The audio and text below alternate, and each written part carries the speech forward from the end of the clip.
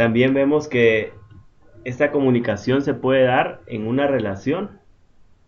Mientras más confianza tengamos dentro de una relación, también la comunicación puede ser más fluida, puede ser más profunda, puede haber más interacción.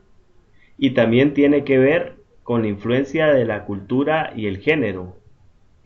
Veíamos en las lecturas que el género nos dice también cómo puede ser la comunicación. Por ejemplo, sabemos que la comunicación de los hombres es distinta a la comunicación de las mujeres. Las mujeres son más expresivas, más comunicativas. Los hombres muchas veces somos más directos, más concretos. Y también el tipo de cultura puede influir en la forma de comunicarnos. Correcto. Vemos esto de la intimidad, relaciones interpersonales y comunicación, que hay dos categorías, está la amplitud y la profundidad. La amplitud es la cantidad de contextos en los que nos podemos conocer y de acuerdo a eso puede mejorar nuestra comunicación. Por ejemplo, si nos conocemos de la universidad, del trabajo, eh, vivimos en el mismo lugar, puede que esta comunicación sea mejor, tengamos más temas de qué platicar. Sí, También está, perdón. sí, no, definitivamente, y eso se ve pues obviamente, eh, digamos, a nivel de urbanizaciones, pues es decir, de residencias donde vive uno, pues obviamente, o, o por ende también que se relacionen en la misma industria. Ajá. Sí, ahí vemos que puede ser una comunicación más amplia dependiendo de la persona con la que nosotros interactuemos. También la profundidad es la cantidad de tiempo en que se interactúa, el nivel de información personal que se intercambia en una relación. Esto tiene que ver hasta qué grado también queramos discutir un tema, qué tanto profundicemos o si se hace de una manera más superficial. Ujú. Vemos la teoría de la penetración social. Esto significa hasta dónde nosotros podemos interactuar con una persona. Vemos la primera capa, la capa superficial, donde nosotros pues hablamos, por ejemplo, respecto a la comida, a la música, a la ropa. Luego hay una capa media, Capa media.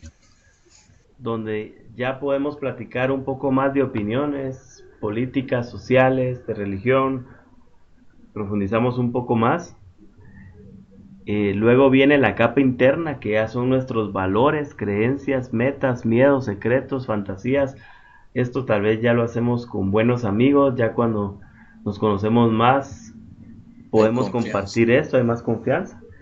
Y el autoconcepto privado, el núcleo, que difícilmente una persona va a llegar a conocer eh, De la otra. esta de la otra, ¿verdad? Es algo muy privado que es difícil que mucha gente conozca sobre esto. Sí, definitivamente. Eh, Sabemos que para las relaciones hay etapas, ¿verdad? Como todo en la vida, siempre hay un inicio y un final, entonces vemos que así en esa medida todo va creciendo. La iniciación, cuando conocemos a alguien, tenemos las primeras ideas, nociones de cómo es alguien. La experimentación, ya vamos profundizando, vamos viendo coincidencias, viendo qué le gusta a la otra persona, qué no le gusta. Intensificación, ya hay una mayor interacción con las personas, ya sube el grado de confianza. Sí. Luego viene la integración, cuando ya somos parte, por ejemplo, de un equipo, de un club, hay un tipo de amistad, ya nos sentimos identificados, integrados con las personas. Viene el establecimiento de lazos afectivos. Esto se da muchas veces con el compromiso, cuando se hace un compromiso, por ejemplo, para casarse con alguien, ya Matrimonial, claro. se hacen estos lazos afectivos. Eh, y vienen otras etapas también que se pueden dar en las relaciones, la diferenciación, donde nos damos cuenta que no nos llevamos del todo bien o que hay diferencias con las personas, que no estamos de acuerdo en todo, se comienzan a manifestar esas diferencias. Viene Sí, la circunscripción, que es cuando esto toma un mayor auge, cuando la relación eh, cuesta más llevarse con las personas, cuando ya no nos entendemos, ya se dan muchas situaciones que nos impiden coincidir con las personas. Viene el estancamiento, donde sentimos que no avanzamos para ningún lado, donde hay indiferencia, nos alejamos, ya no nos comunicamos, hasta que llega la etapa de alejamiento, donde sí tomamos nuestra distancia, nos alejamos, eh, perdemos todo contacto, comunicación, y llega la finalización, donde una relación termina, donde pues se valora lo bueno, lo malo, pero también donde planteamos nuestros objetivos y decidimos finalizar esa relación. ahora, licenciado, el hecho de que una relación generalmente, el iniciarla no significa que siempre va, obviamente, a finalizar, ¿no? Correcto. Sí, esto, toda relación puede tener sus altibajos, pero no significa que tenga que llegar hasta la finalización. Podemos utilizar nosotros estrategias para mejorar, por ejemplo, en la etapa de diferenciación. Podemos negociar con las personas, ver nuestras diferencias, ponernos de acuerdo y fortalecer la relación. No Sí, tiene que venirse hasta la etapa final. claro.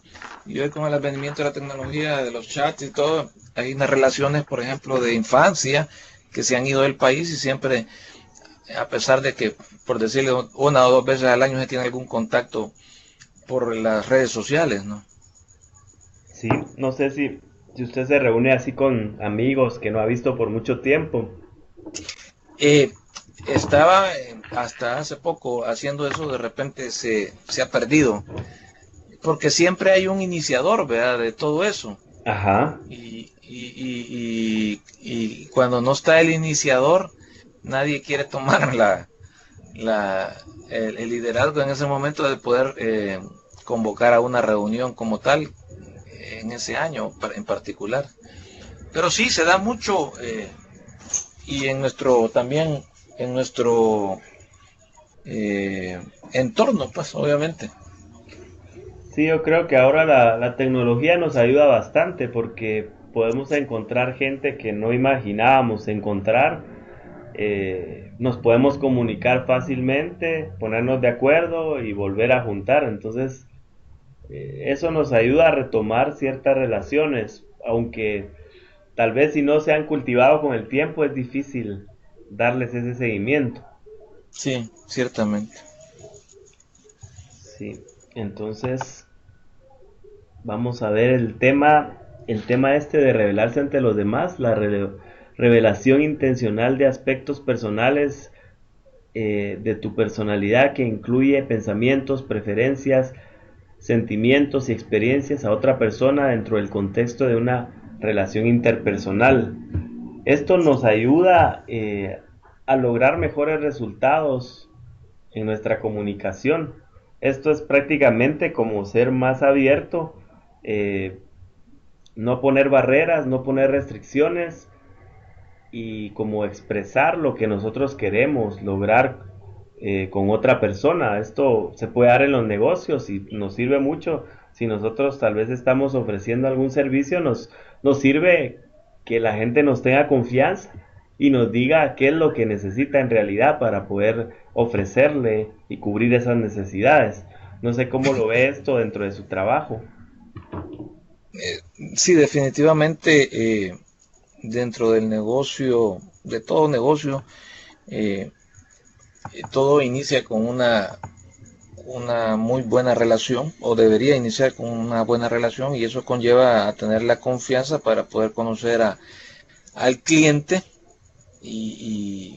pero por sobre todo ofrecerle un valor en dicha relación que también es importante, no solo tener una relación en mi caso, pues solo por hacer un negocio, sino que darle un valor real a la relación para que conlleve pues a tener una mayor confianza con mi persona y poder hacer negocios redituables en este caso, ¿no? Así es. Sí. Vemos las cualidades de una autorrevelación responsable. Y esto tiene que ver con elegir el contexto adecuado, si es el momento adecuado, el lugar. No siempre podemos nosotros contar nuestras cosas, ser más abiertos en lugares que son más serios. Entonces hay que elegir bien el lugar.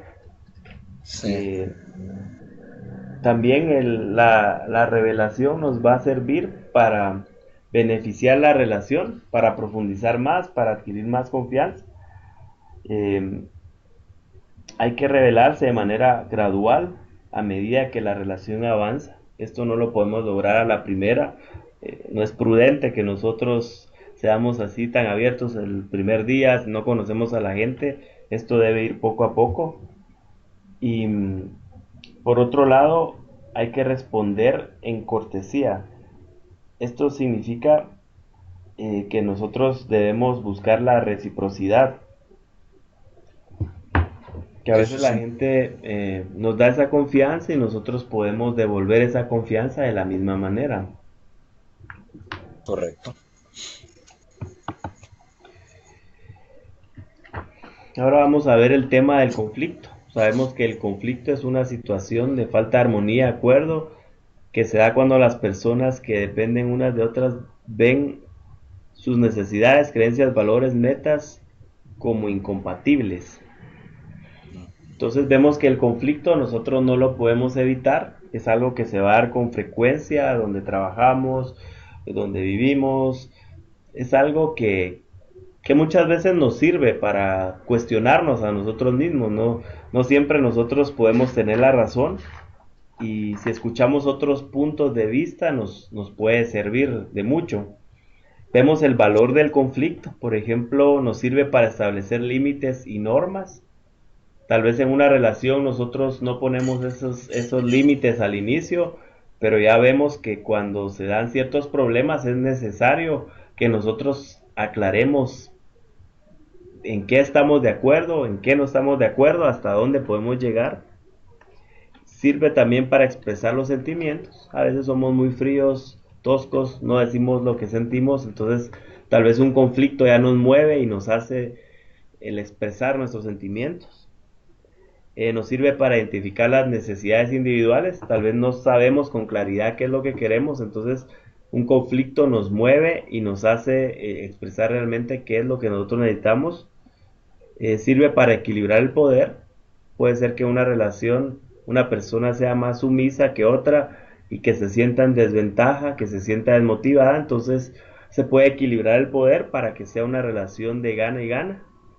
Y también sirve para las historias de supervivencia, aquellas historias que han tenido muchos problemas, es como un testimonio de cómo se pueden hacer las cosas a pesar de que todo se vaya deteriorando, qué cosas le ayudaron a las personas para salir adelante en esa situación.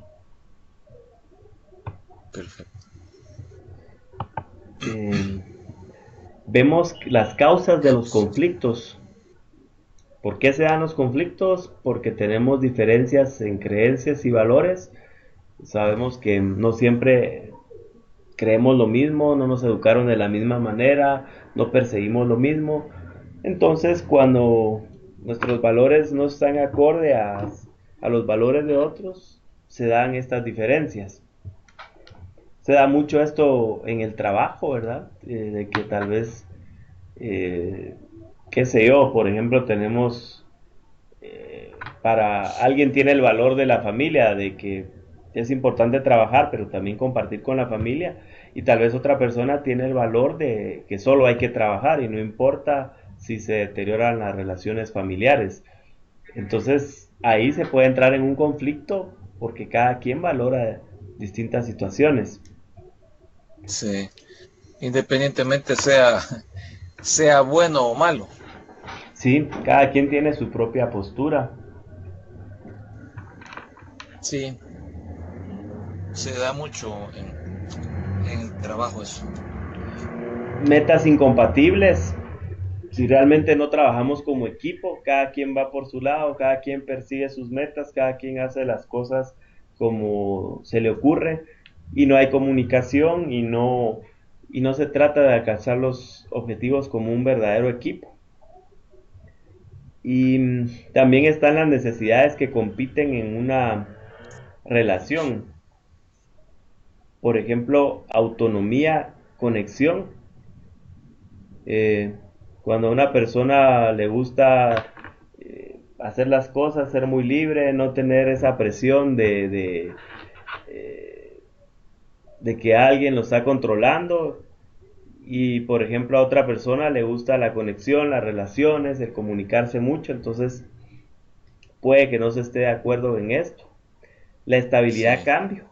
Se da mucho en los trabajos también, gente que prefiere lo seguro, lo que rutinario, lo de siempre, y gente que lo retan mal los cambios, entonces es todo lo opuesto.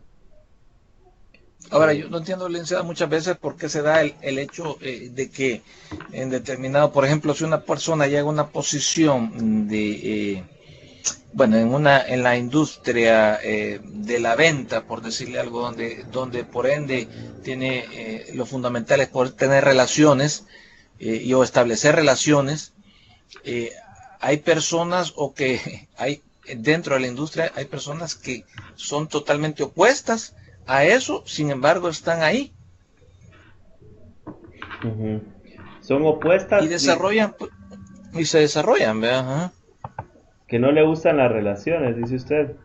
Digo, pues, o sea, están, digamos, en un trabajo en el cual, pues, tiene su origen en poder tener relaciones o establecer relaciones para poder lograr vender, eh, darle valor a las cosas, pero muchas veces están en eso, quizás entre la personalidad que usted me decía, que prácticamente le gusta solo trabajo, números, etcétera, pero no llegar a establecer esas relaciones, pero está dentro de la empresa como tal, pues a pesar de.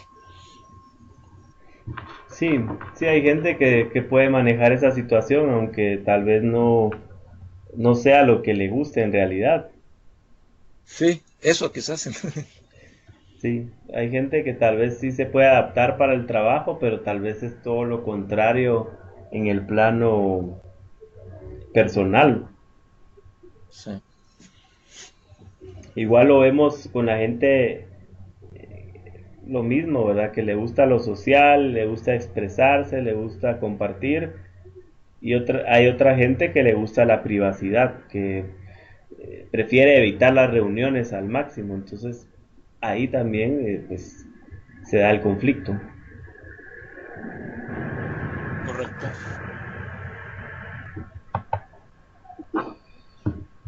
Tenemos los distintos estilos de manejo de conflicto,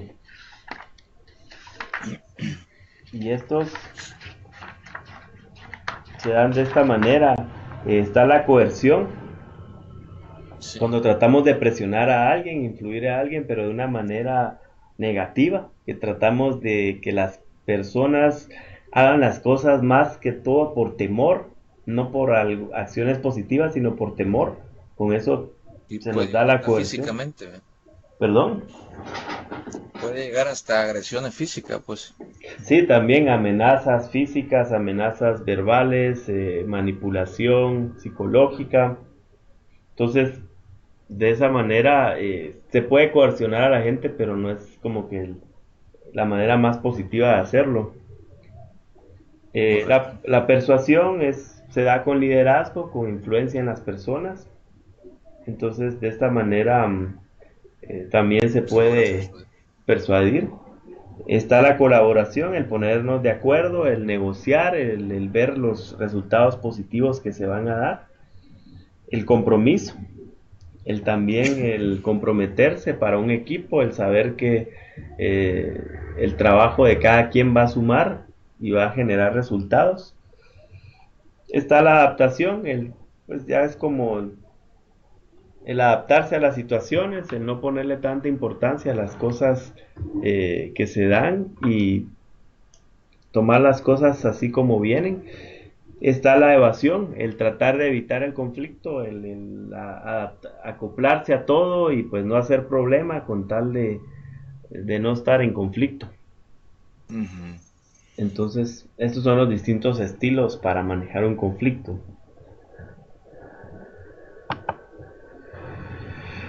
Vemos cómo podemos manejar constructivamente el conflicto. Permanecer racional. Esto cuesta mucho. Yo creo que para esto hay que tener una inteligencia emocional fuerte. Muchas veces eso es lo primero que se pierde cuando no se tiene esa inteligencia. Rápido vamos, rápido nos subimos de tono, rápido enfrentamos a las personas, no pensamos y solo decimos lo que se nos ocurre. Se rompe la relación ahí. Así es. Hay que intentar entender a los demás, ponernos en los zapatos de los demás, ver también por qué situación están atravesando, qué están pensando, qué es lo que los mueve a pensar eso. Mantener la comunicación abierta, una comunicación abierta, franca, eh, donde se puedan decir las cosas de una manera honesta, pero sin ofender a la otra persona. Eh, Correcto. Ser confiables, pues tratar de manejar los conflictos y todo lo que se hable, que se quede en esa relación. Evitar utilizar la coerción, vemos que este juego se puede caer muy fácilmente. Muchas veces cuando se tiene poder en una empresa, la gente se puede sentir coercionada. Separar a la persona del problema. Muchas veces la persona no tiene la culpa, sino es la situación que se está dando. Entonces no se puede juzgar a una persona por un determinado problema. Y mantenerse abierto a los demás, el escuchar otras opiniones, el ser receptivo, el poder tomar en cuenta las opiniones de los demás. Y los demás. Esto está bueno para los políticos. Así es. Ahora tenemos aquí la valoración de las diferencias. Esto significa cómo somos nosotros ante una persona, una situación que desde un inicio nosotros no la aceptamos. No es algo favorable, no es algo que concuerde con nuestros valores, nuestras metas, nuestras creencias. Entonces, estas son como las etapas de cómo nosotros vamos aceptando esas diferencias o vamos aceptando a una persona que es diferente. Entonces vemos que lo primero es la resistencia, hay un rechazo a los extraños, no hay ningún interés, eh, se Sí, reduce la importancia, se le ignora a las personas, se les considera que tienen muchas deficiencias. Entonces, esto se puede dar en nuestras relaciones, que tenemos una resistencia total. El siguiente paso es la tolerancia. Somos más conscientes de los demás. Siempre existe la incomodidad, pero se respeta a algunos individuos, se evita el conflicto. Somos tolerantes. Tratamos de no entrar en conflicto con las personas. Luego pasamos a la etapa del respeto. Aquí pues ya reconocemos el valor de los demás, se les otorga cierta confianza y aumenta sí, nuestro interés por escucharlos, hay un poco más de disposición por escuchar a las personas. Y la participación ya es como que la manera ideal de tratar a una persona, aunque sea muy diferente. Eh, ya se integra a los diversos contextos que se tienen, se asumen los riesgos, se consideran las diferencias como valiosas, hay confianza y hay una comunicación auténtica. Entonces este es el máximo grado que podemos tener con una persona con la que tenemos diferencias.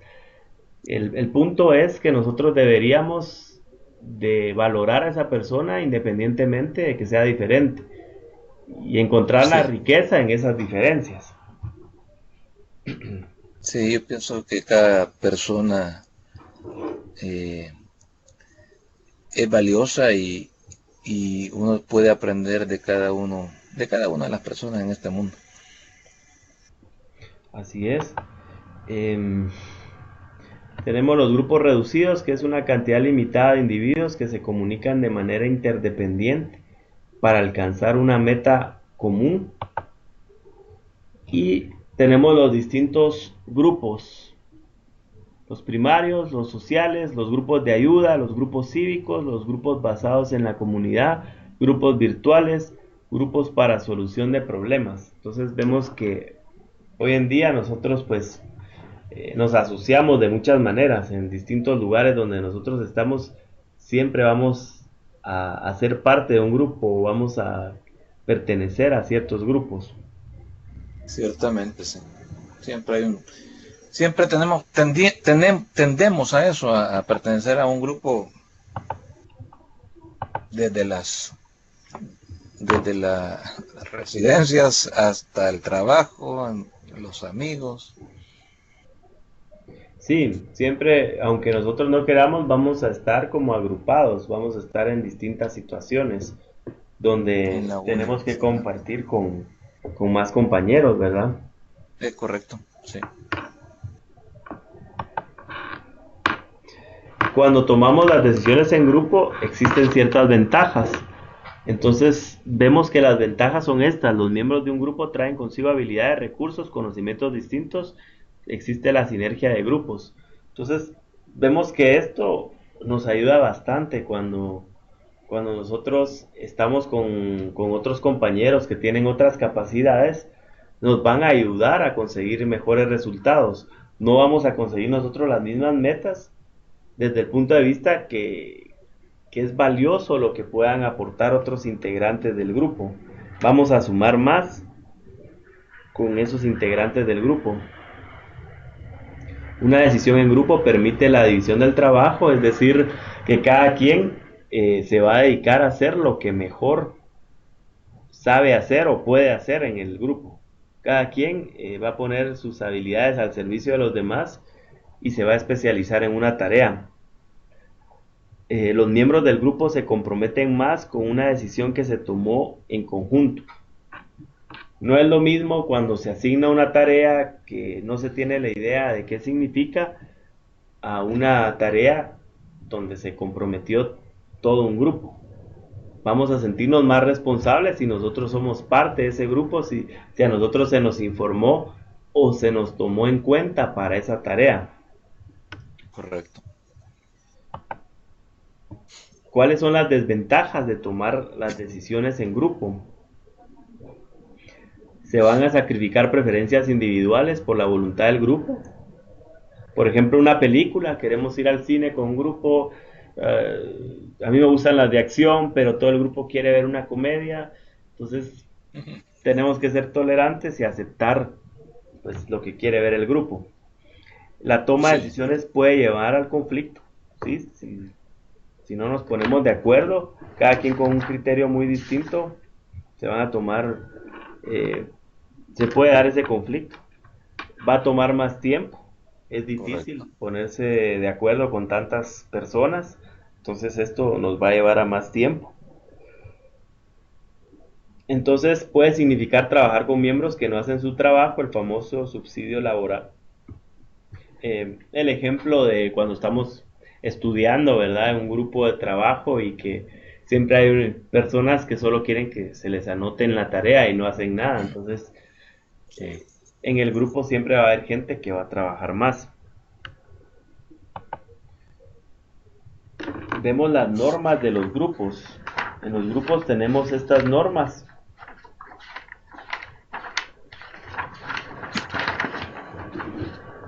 Tenemos que la cultura va a influir en las normas del grupo. Así como sea la cultura, así también se van a tener ciertas normas del grupo. Por ejemplo, qué sé yo, la puntualidad. Si en la cultura se tiene que es necesario para una reunión estar siempre puntual, así va a ser. Y si no, si siempre se tiene la idea que no importa el horario, entonces pues el grupo se va a reunir en distinto horario, no importando la puntualidad. Vemos que las normas del grupo establecen los lineamientos de comunicación para los miembros. Entonces, aquí se va a establecer la forma, de qué manera se va a comunicar, si por ejemplo se tiene algún chat, se tiene algún correo para comunicarse. La cohesión es una norma importante para muchos grupos exitosos. Esto quiere decir de que tiene que llegar un momento donde el grupo se va a adaptar a reglas, se va a adaptar a la forma de trabajar. Entonces, esas reglas se van a adquirir por todos los integrantes del grupo. Y vemos que los roles van a facilitar el funcionamiento y la comunicación en el grupo. Cada integrante va a tener un distinto rol que lo va a tener que ejercer dentro de un grupo.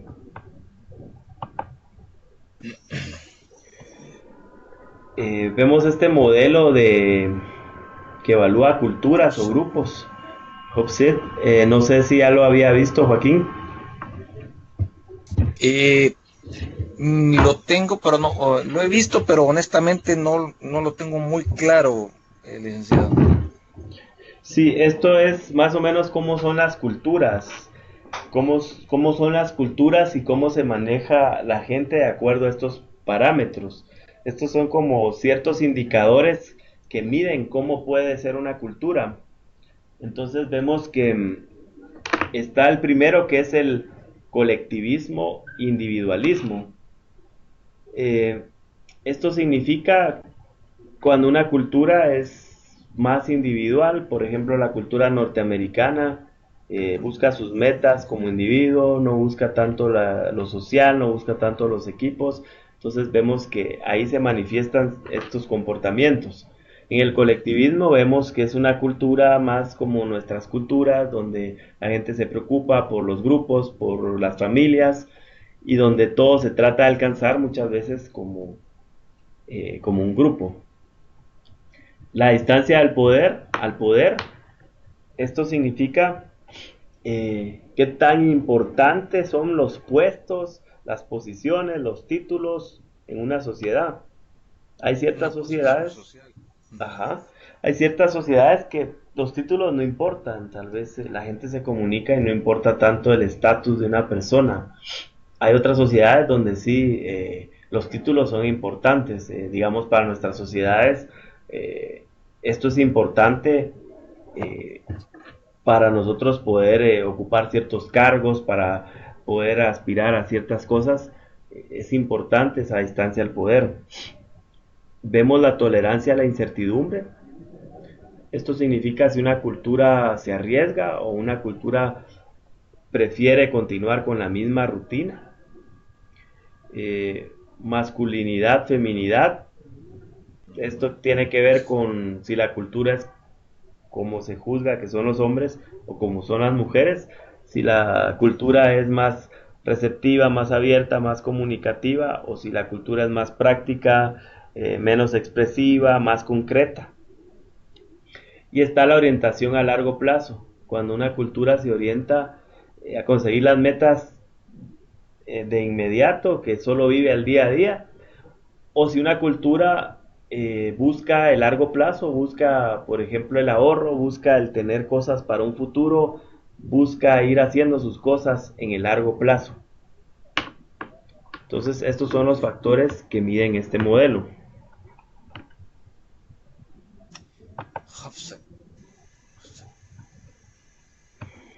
Vemos que hay roles que van a facilitar el funcionamiento de un grupo. Y hay distintos tipos de roles. Están los roles para el funcionamiento, que van a facilitar la meta, el objetivo de un grupo. Y hay roles para la preservación de grupos. Estos sirven para construir relaciones dentro de un mismo grupo. Por otro lado, también están los roles obstaculizadores, que estos solo van a satisfacer necesidades individuales, van a estar en contra de lo que quiere el grupo. A expensas de toda la gente. Correcto, entonces hay distintos tipos de roles, ¿verdad? Los roles para realizar las tareas, hay varios como el iniciador, informador, clarificador, orientador, registrador, facilitador. Están los roles para la construcción y mantenimiento de un equipo. Entonces aquí tenemos al armonizador, motivador, establecedor de estándares, observador de procesos, seguidor. Y los roles obstaculizadores está el bloqueador, buscador de reconocimiento, el renuente, agresor, escéptico.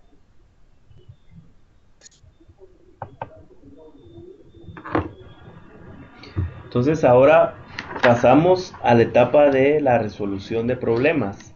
Entonces sabemos que básicamente estos son los pasos importantes para resolver un problema.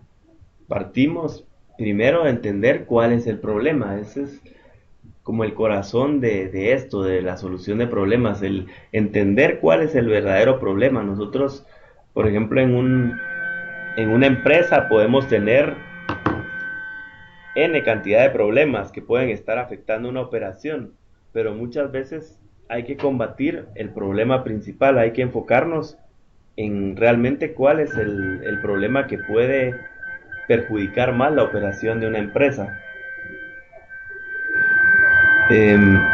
Luego viene el establecer criterios explícitos para una solución eficaz. ¿Qué puntos nos interesa a nosotros solucionar específicamente un problema? ¿Qué criterios vamos a medir en la solución de un problema? Luego viene la generación de las posibles soluciones. Hay que pensar en varias alternativas y hay que evaluarlas. Viene la selección de la mejor solución. Esta selección tiene que ser, tenemos que seleccionar la solución más rentable, la que sea más económica, pero que solucione de mejor manera el problema. Finalmente viene la implementación de la solución.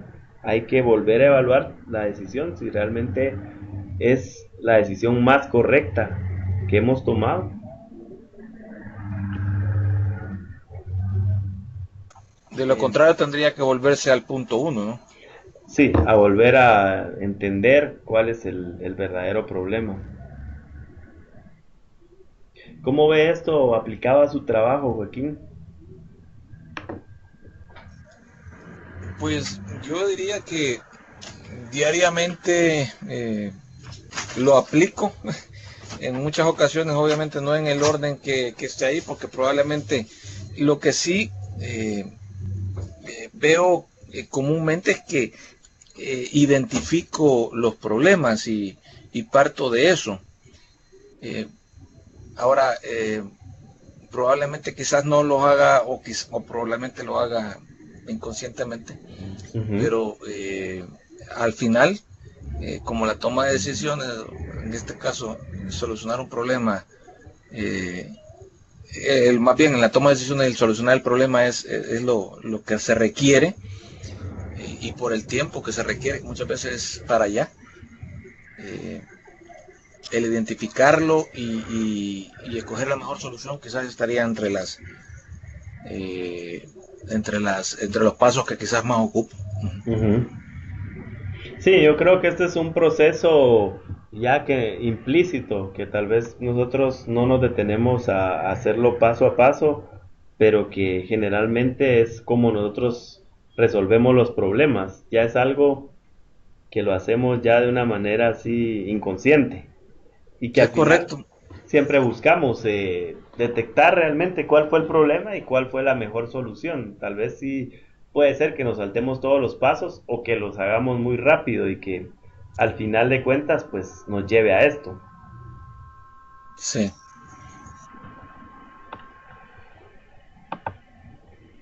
Vemos los estilos de liderazgo. Siempre en las empresas hay un estilo autoritario, un estilo impositivo, un estilo que se dice solo lo que dice el jefe, se hace lo que dice el jefe y solo de la manera en que él piensa, y solo da las órdenes y solo hay seguidores. Es un estilo que se da en las empresas.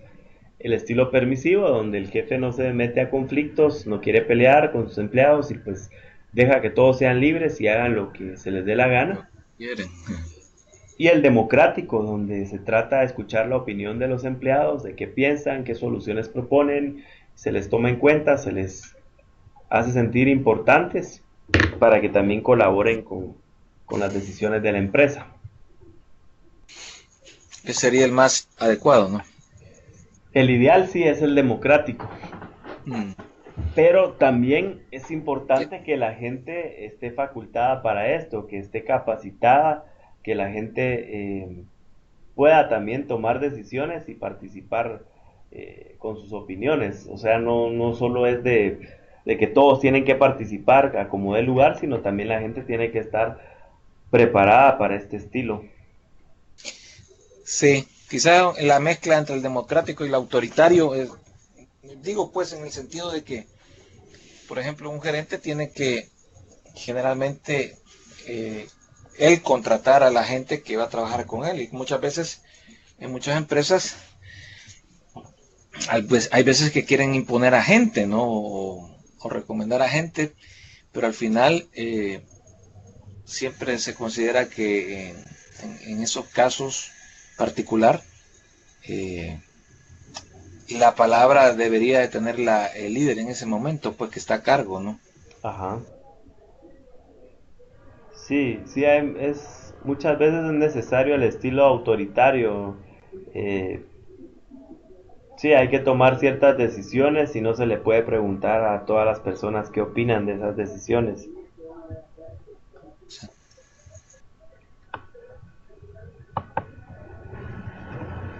Vemos la comunicación masiva, que es la creación de significado a través de un mensaje que se envía a un público numeroso, desconocido y anónimo.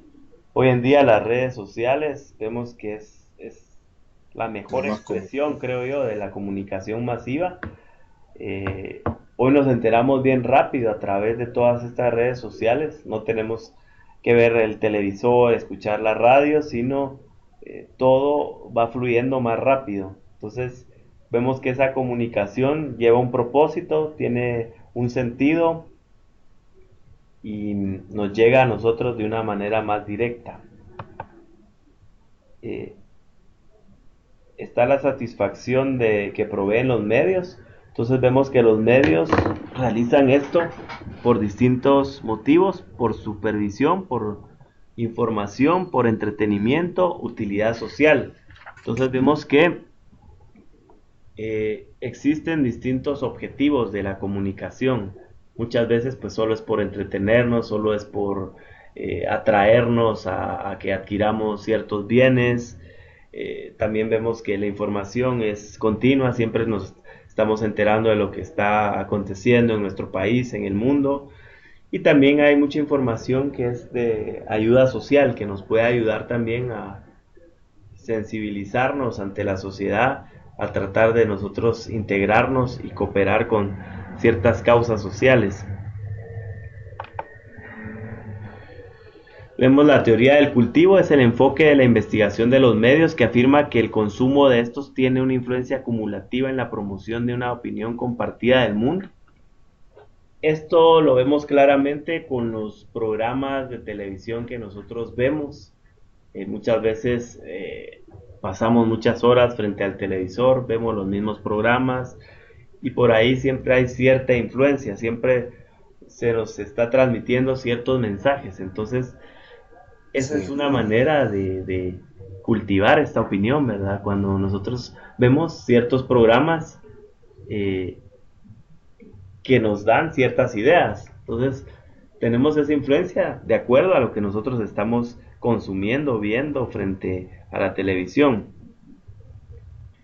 Muchas veces vemos los programas por inercia, ¿verdad? Tal vez no estamos tan conscientes y siempre resultamos viendo pues los mismos programas. Pero el cerebro lo tiene a pesar de que no está mucho, inclusive estamos viendo no poniendo atención, pero sí queda algo grabado. Sí, ya tenemos como cierta programación, entonces Sí. buscamos como ver ese mismo tipo de programas. Entonces vemos que para que se dé una comunicación responsable hay que identificar los intereses subliminales, qué es lo que se pretende con los anuncios, qué se pretende con las campañas publicitarias, eh, en qué tratan de influir realmente, si son productos beneficiosos o no. Lo vemos muchas veces que se da, por ejemplo, con las bebidas alcohólicas, pero que ahora pues se les obliga también a decir que pueden ser dañinas si se consumen en exceso, pero vemos también que siempre hay mensajes ahí que tratan de influir nuestro comportamiento. Eh, Claro, Identificar las técnicas de producción. Vemos que también la manera en que se producen los videos, las películas, eh, se hace con cierta finalidad, ¿verdad? Ya sabemos eh, que cuando nosotros escuchamos ciertos sonidos, eso no, los asociamos, entonces ya esto se tiene bien planificado y también nos puede motivar a reaccionar de cierta forma. Hay que crear los medios responsables, ¿verdad? Los medios deberían de ser honestos, deberían de decirnos las cosas como son, sin disfrazarlas, sin mentirle a la gente, sin tratar solo de vender, sino siendo responsables en lo que se está vendiendo. sí. Esto es regido, ¿no?, en los países por ciertas entidades gubernamentales muchas veces, pero Ujú. que lamentablemente no funcionan. Sí, no se cumplen con esas reglas, siempre no se tiene conciencia de esto y siempre se trata de influir en el público de todas formas. Claro. Eh, pues hasta aquí llegamos con el tema del día. No sé si tiene alguna consulta, Joaquín. No, no, la verdad que no, y es el tema en sí, bueno, el curso en sí está bien interesante.